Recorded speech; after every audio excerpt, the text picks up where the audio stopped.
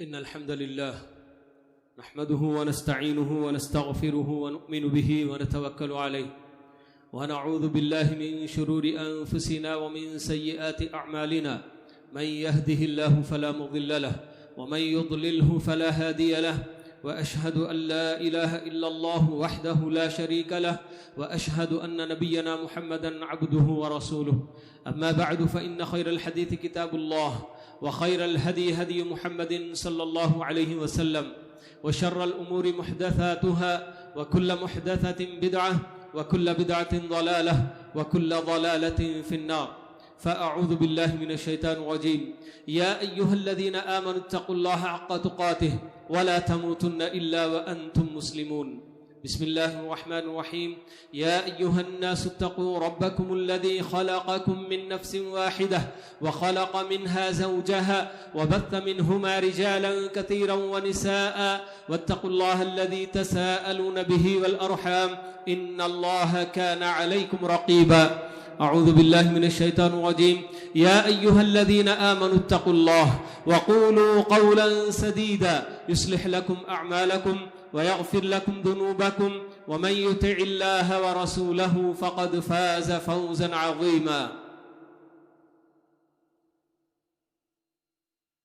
معزز حاضرین جمعہ، ابھی میں نے آپ لوگوں کے سامنے خطبہ مسنونہ میں 3 آیتیں قرآن مجید کی پڑھی ہیں، جس میں اللہ رب العالمین ایمان والوں سے 2 آیتوں میں اور 1 آیت میں پوری انسانیت سے، سارے لوگوں سے خطاب کرتا ہے کہ اللہ تعالیٰ سے ڈرو۔ یا ایھا الذین آمنوا اتقوا اللہ، سورہ آل عمران کی آیت۔ پھر اس کے بعد سورہ نساء کی آیت میں اللہ تعالیٰ فرماتے ہیں یا ایھا الناس اتقوا ربکم، اے لوگو اپنے رب سے ڈرا کرو۔ پھر سورہ احزاب کی آیت جس میں اللہ تعالیٰ حکم دیتے ہیں کہ یا ایھا الذین آمنوا اتقوا اللہ، کہ اے ایمان والو اللہ سے ڈرو۔ یہ صرف قرآن مجید کی 3 آیتیں نہیں ہیں، بلکہ قرآن مجید کی اور بھی بہت ساری آیتوں میں اللہ رب العالمین نے ہم بندوں کو اس سے ڈرنے کا حکم دیتے ہیں اللہ تعالیٰ۔ اسی طرح قرآن مجید اگر ہم غور کر کے پڑھیں گے، کبھی معنی اور مطلب پڑھنے کی توفیق اگر ہوگی تو تب یہ بھی پتہ چلے گا کہ اللہ رب العالمین نے کامیابی جن لوگوں کے حق میں دینے کا وعدہ کیے ہیں وہ ایسے ہی متقی لوگ ہی ہیں۔ قرآن مجید کی جا بجا آیات میں اللہ تعالیٰ یہ فرماتے ہیں ان للمتقین مفازا، کامیابی اگر حاصل ہوگی تو وہ کس کے لیے ہے؟ صرف ایسے ہی متقیوں کے لیے ہے۔ ان المتقین فی جنات وعیون، اور ایک جگہ ان المتقین فی جنات ونعیم، ان المتقین فی جنات ونہر، ان المتقین فی ظلال وعیون۔ کتنی آیتیں ہیں جس میں اللہ رب العالمین تقوی کی صفت جن کے اندر ہے ان کے لیے جنت ہے، ان کے لیے کامیابی ہے، یہ ساری خوشخبریاں اللہ تعالیٰ ہم کو سنا رہے ہیں۔ اتنا اللہ تعالیٰ نے تقوی اختیار کرنے کا ڈائریکٹ حکم بھی دیا، اور ساتھ میں یہ خبر بھی اللہ تعالیٰ نے دے دی کہ کامیابی، اخروی کامیابی، دنیاوی کامیابی، ہر طرح کی کامیابی کے لیے آدمی کو متقی بن کر زندگی گزارنی پڑے گی۔ تو کیا ہم نے کبھی غور کیا، سوچا کہ ہم تقوی اپنا رہے ہیں کہ نہیں اپنا رہے ہیں؟ اگر ہمیں یہ معلوم نہ ہو کہ تقوی ہے کیا، جس کا اللہ تعالیٰ کئی آیتوں میں حکم دے رہے ہیں، اور بہت ساری آیتوں میں تقوی رکھنے والوں ہی کے لیے اللہ تعالیٰ نے کامیابی کی بشارت اور خوشخبری دی ہے، تو آخر یہ ہے کیا چیز؟ کیا ہم نے کبھی سوچا، کبھی ہم نے غور کیا؟ بہت سارے لوگ تو بس یہ سمجھتے ہیں کہ یہ سب آیتیں کچھ لوگ ہیں معاشرے میں ان کے لیے خاص ہیں، جی بہت زیادہ بڑے بڑے علماء یا متقی پرہیزگار لوگ، بس ان لوگوں سے خطاب ہے۔ جبکہ اللہ تعالیٰ کس سے خطاب کر رہے ہیں صاحب؟ یا ایھا الذین آمنوا، کون مراد ہے؟ میں اور آپ سب مراد ہیں اس سے۔ اللہ تعالیٰ سارے ہی ایمان والوں سے یہ کہہ رہے ہیں کہ تقوی اختیار کرو، اللہ سے ڈرو، اللہ سے ڈرو بول کے۔ لیکن پھر بھی ہم اپنی زندگی میں ایسے مگن کہ اللہ تعالیٰ کیا کہہ رہا ہے اس سے ہمیں کیا سروکار، ہمارا اپنا دل ہم سے کیا کہہ رہا ہے، ہمارا اپنا نفس ہم سے کیا کہہ رہا ہے، ہم اس کی خواہشیں پوری کرتے ہوئے اپنی زندگی ایسے ہی گزار دیں گے۔ یہ بہت سارے لوگوں کا حال بالکل اسی طرح سے زندگی گزارنے کا سمجھے کہ چل رہا ہے۔ ہمیں معلوم ہونا چاہیے کہ تقویٰ ہے کیا چیز، کہ جس کا اللہ رب العالمین ہمیں بار بار حکم دیتے ہیں۔ تقویٰ کی ویسے تو بہت ساری تعریفیں کرنے والے اہل علم حضرات کرتے ہیں، لیکن ایک تعریف مجھے بڑی ہی جامع اور بڑی پیاری تعریف لگی تقویٰ کی، جس میں کوئی یہ جو تعریف کر کے کہتے ہیں کہ تقویٰ کا مطلب اور اس کا معنی یہ ہے کہ اللہ نے جہاں آپ کو رہنے کا حکم دیا وہاں آپ کو رہنا چاہیے، اور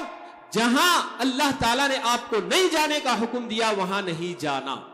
یا پھر دوسرے الفاظ میں جن جگہوں میں نظر آنے کا حکم دیا اللہ تعالیٰ نے وہیں بندے کو نظر آنا چاہیے، اور جہاں نظر نہیں آنے کا حکم دیا وہاں اس بندے کو نظر نہیں آنا چاہیے۔ کیا چیز ہے؟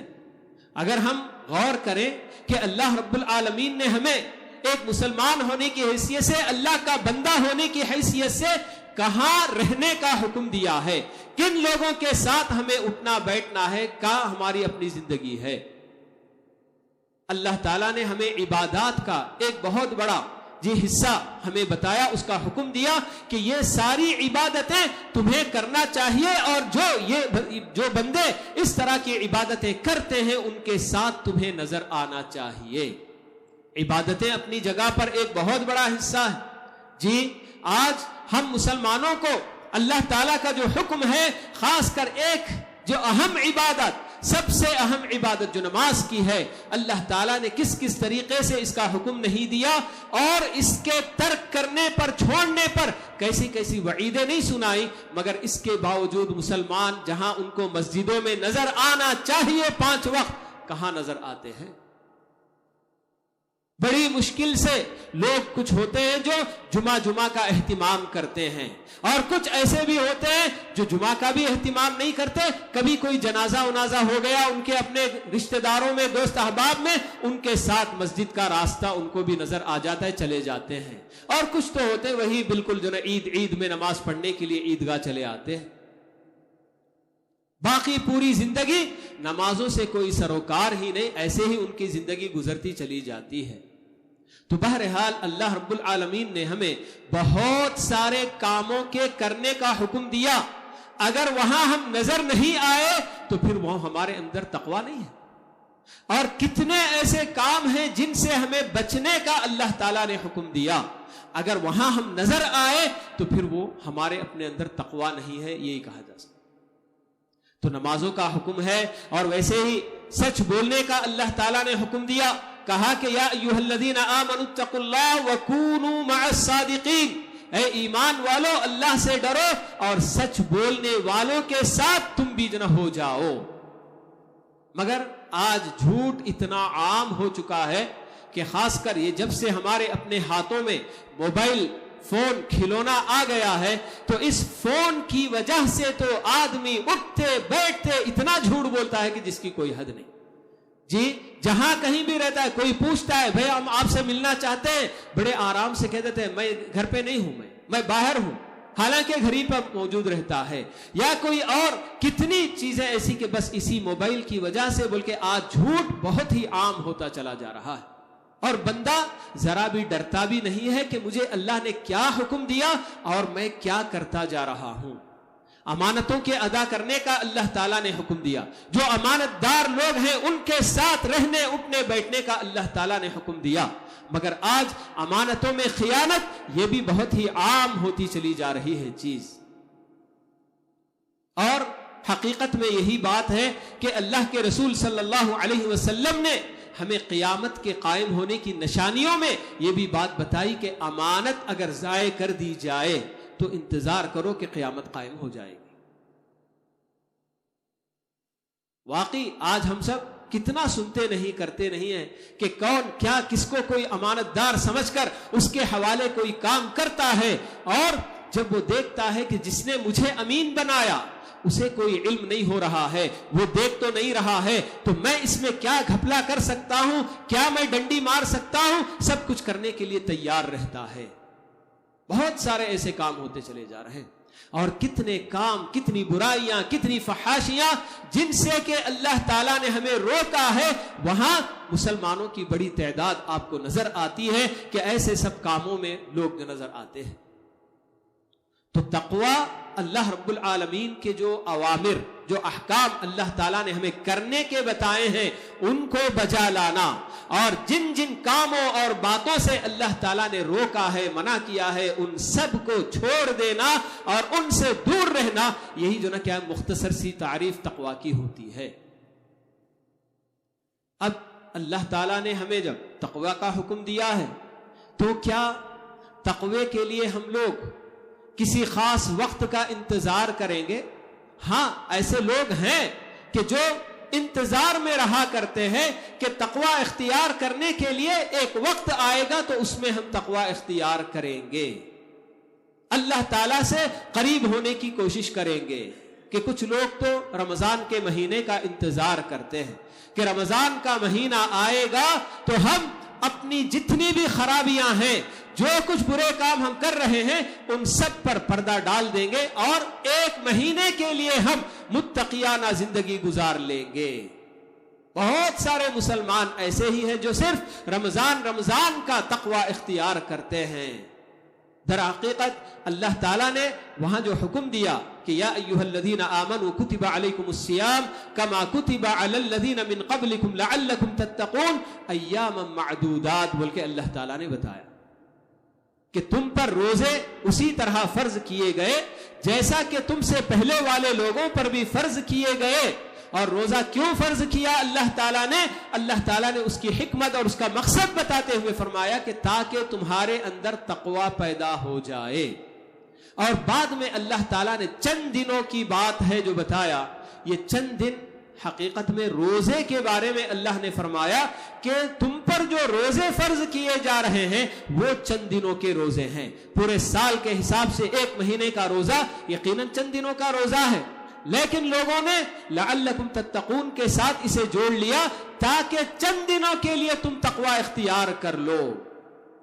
تو جیسے ہی رمضان کا مہینہ ختم ہوتا ہے تو اسی کے ساتھ ان کا تقوی بھی رخصت ہو جاتا ہے۔ رمضان کو الوداع کہتے کہتے لوگ اپنے تقوی کو بھی الوداع کہہ دیتے ہیں۔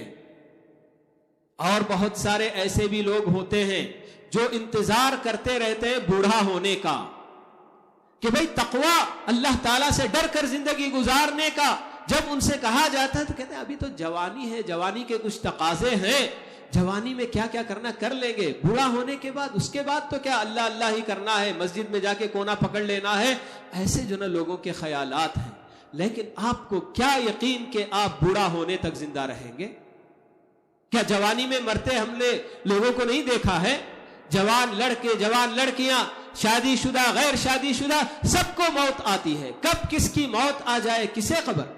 لیکن آدمی اطمینان سے زندگی گزارتا ہے کہ میں ابھی جوان ہوں، مجھے اپنی جوانی میں کیا کیا کرنا ہے سب کر لوں، اور پھر اس کے بعد ایک وقت آئے گا تو تب میں بالکل جو نا اللہ والا بن جاؤں گا، تقوی کی زندگی اختیار کر لوں گا۔ تو یہ بہت سارے لوگ ہوتے ہیں جو اس طرح سے اپنے بڑھاپے کا انتظار کرتے ہیں کہ ہاں اس وقت ہم تقوی اختیار کر لیں گے۔ اور بہت سارے ایسے لوگ بھی ہوتے ہیں جو مشکلات کے وقت میں صرف تقوی اختیار کیا کرتے ہیں۔ یہ اللہ تعالیٰ نے ہم انسانوں کی فطرت بتائی ہے۔ قرآن مجید کی کئی آیتوں میں اللہ تعالیٰ نے یہ حقیقت ہم انسانوں کی بتائی ہے کہ جب انسان کو کوئی مصیبت پیش آتی ہے، مشکل کا وہ شکار ہو جاتا ہے تو اللہ تعالیٰ کو یاد کرتا ہے، اور جیسے ہی اللہ تعالیٰ اپنی رحمت سے، اپنے فضل سے اس کی مشکل دور کر دیتا ہے، اسے مصیبت سے نجات دلا دیتا ہے، تو اللہ تعالیٰ کہتے ہیں کہ اس کے بعد تو انسان ایسا بالکل نکل جاتا ہے گویا کہ کبھی کسی مصیبت میں اس نے ہمیں پکارا ہی نہیں۔ وَإِذَا مَسَّ الْإِنسَانَ الضُّرُّ دَعَانَا لِجَنبِهِ أَوْ قَاعِدًا أَوْ قَائِمًا۔ اللہ تعالیٰ بتاتے ہیں کہ جب انسان کو کوئی تکلیف پہنچتی ہے تو اٹھتے بیٹھتے بلکہ لیٹے لیٹے بھی اللہ اللہ کرتا رہتا ہے، اللہ کو یاد کرتا ہے. لیکن جیسے ہی اللہ تعالیٰ اس کی اس مصیبت کو دور کر دیتے ہیں تو اللہ تعالیٰ کہتے ہیں کہ مر کأن لم يدعنا إلى ضر مسہ، بالکل ایسے گزر جاتا ہے گویا کہ کبھی اسے تکلیف پہنچی نہیں اور تکلیف میں اس نے ہمیں کبھی پکارا نہیں. تو یہ ہم انسانوں کی عادت ہوتی ہے. ایسے بہت سارے لوگ ہیں جب ان کے پاس کوئی مشکل آتی ہے، کوئی مصیبت میں، تجارتی کسی اس میں پھنس گئے یا کسی اور چیز میں پھنس گیا، کوئی اور مصیبت، تب یقیناً مسجد کی بھی پابندی ہوتی ہے، اللہ تعالیٰ کو بہت یاد کرتا ہے، قرآن مجید بھی پڑھتا ہے، سب کچھ کرنے کے لیے تیار رہتا ہے. مگر کب تک؟ جب تک کہ وہ مشکل اس کا یا اس کے اوپر سائے کی طرح سے رہتی ہے. جیسے ہی وہ مشکل چھٹ جاتی ہے ختم، اس کے بعد اس کا تقویٰ بھی ختم ہو جاتا ہے. لیکن اللہ رب العالمین نے ہمیں جو حکم دیا ہے تقویٰ اختیار کرنے کا، تو جب سے کہ بندہ ہوش سنبھالتا ہے، ہم جیسے کہتے ہیں کہ بالغ ہوتا ہے، اس وقت ہر مسلمان ہر بندہ مکلف بنایا جاتا ہے. تو جب سے کہ بندہ بڑا ہو جاتا ہے اس وقت سے لے کر اس کی زندگی کی آخری سانس تک اسے برابر اللہ تعالیٰ کے اس حکم پر عمل پیرا ہونا چاہیے. لیکن ہم کرتے نہیں ہیں. یہ جو نا ہماری اپنی غفلت ہوتی ہے کہ اللہ تعالیٰ نے اتنا ہمیں حکم دیا ہے تقویٰ اختیار کرنے کا، مگر ہم لوگ تقویٰ اختیار کرنے میں بے انتہا سستی برتتے ہیں. سب سے پہلے ہمیں جب یہ بات ہمیں معلوم ہو جاتی ہے کہ تقویٰ اللہ تعالیٰ نے جو فرامین ہم کو دیے ہیں، جو احکام ہم کو دیے ہیں، کرنے کا جو حکم دیا ان کو بجا لانا، ان کو کرنا، اور جن سے روکا ہے ان سے رک جانا، تو سب سے پہلے ہماری ذمہ داری بنتی ہے کہ ہم جاننے کی کوشش کریں کہ اللہ تعالیٰ نے ہمیں کیا کیا کرنے کا حکم دیا ہے. ہمارے اپنے پاس دنیا کے بہت سارے کاموں کے لیے بہت سارا وقت ہے، بہت سارا پیسہ ہے، بہت ساری قربانی ہم دینے کے لیے تیار ہوتے ہیں کہ ہاں اس سے جو کیا ہم کو دنیا مل رہی ہے. لیکن ہمارے پاس وقت نہیں ہوتا، ہم پیسہ خرچ نہیں کرنا چاہتے. تو دین سیکھنے کے لیے ہم دین کے لیے پورے 24 گھنٹے میں آدھا گھنٹہ کوئی بندہ اگر نکال لے کہ میں کچھ نہ کچھ دین سیکھ لوں، قرآن مجید اللہ کا کلام ہے، اسے پڑھوں اور سمجھنے کی کوشش کروں، اس کے لیے مجھے کیا کرنا ہوگا؟ کسی عالم کے پاس جانا ہوگا، یا پھر اپنے لیے خود عربی زبان سیکھنی ہوگی. میں تو دنیا کی اور زبانیں جو میرے اپنے جناب ماں کے پیٹ سے آتے ہوئے مجھے معلوم نہیں تھی وہ زبان، لیکن میں نے دنیا کی خاطر وہ زبان سیکھ لی. لیکن میرا رب جو مجھے احکامات دے رہا ہے، میرے رب کے پیغامات جو عربی زبان میں ہیں، اس عربی زبان کو سیکھنے کے لیے میرے اپنے پاس کہاں وقت ہے؟ بڑے آرام سے بندے کہہ دیتے کہ نہیں یہ سب فلاں لوگوں کا کام ہے، مولوی لوگوں کا کام ہے، ملاؤں کا کام ہے. ہمارا اپنا کام کیا ہے؟ ہماری اپنی دنیا سنوارنا ہے. ہمارے اپنے مسلمانوں کا حال، چاہے وہ لڑکے ہوں لڑکیاں ہوں، جی مرد خواتین، سب کی بالکل ایسی ہی زندگی گزرتی چلی جا رہی ہے. سمجھیے تو اللہ رب العالمین کا یہ حکم تقوی کا، یہ کسی خاص وقت کے لیے نہیں ہے، کسی خاص حالت کے لیے نہیں، اور کسی خاص جگہ کے لیے نہیں. ہاں بہت سارے لوگ ایسے بھی ہوتے ہیں، کہاں صاحب؟ تقویٰ مکہ مدینہ جائیں گے، وہاں الحمدللہ نمازوں کی پابندی، حرم شریف کا جو نا طواف بھی کریں گے، اور بہت ساری عبادتیں نفل جو نا پڑھیں گے، اور روزے بھی رکھیں گے، سب کچھ کرنے کی کوشش کرتے ہیں. اور ایسے ہی لوگ جب ان کو موقع ملتا ہے کہیں اور یورپین کنٹریز کا جب جو نا کیا ہے سیاحت کا، وہاں سفر کرنے کا، تو پھر وہاں کسی طرح کا کوئی تقویٰ نہیں ہوتا. ان کی اپنی ہی خواتین سارا برقع ورقع نکال کے اندر، کتنا میں نے ایسے جو نا کیا اپنے آنکھوں سے میں نے جی واقعات دیکھے ہیں میرے بھائیوں. ہماری اپنی بستی میں آمبور سے ٹرین چڑھتے ہوئے، وانمباڑی سے ٹرین چڑھتے ہوئے میں نے مسلمان لڑکیوں کو دیکھا ہے کہ جب تک وہ اسٹیشن پر تھی برقعے میں تھی، اور جیسے ہی ٹرین میں سوار ہو گئی تو سارا برقع نکال کے اندر رکھ دیا، اور بالکل جناب جیسے غیر لڑکی ہوتی ہے اس طرح سے اس کا جو نا ماحول بن گیا. ہمارے اپنے جو نا گھر والے ایسے سب جو نا ان سب باتوں سے واقف ہیں، انہوں نے اپنے بچوں کی تربیت ایسی ہی کی ہے.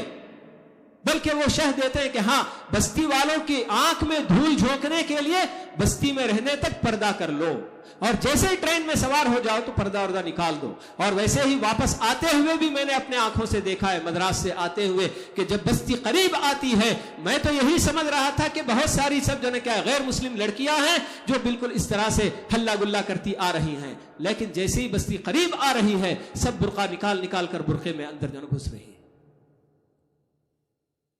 ہمارے اپنے جو ہے کیا ہے مسلمانوں کا ایسا جو ہے کیا ہے حال ہے, ایسی زندگی گزرتی چلی جا رہی ہے.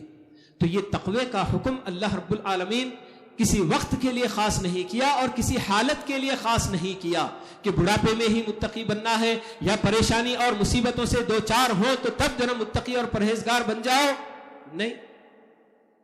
بلکہ ہر وقت کے لیے ہے اور ہر جگہ کے لیے.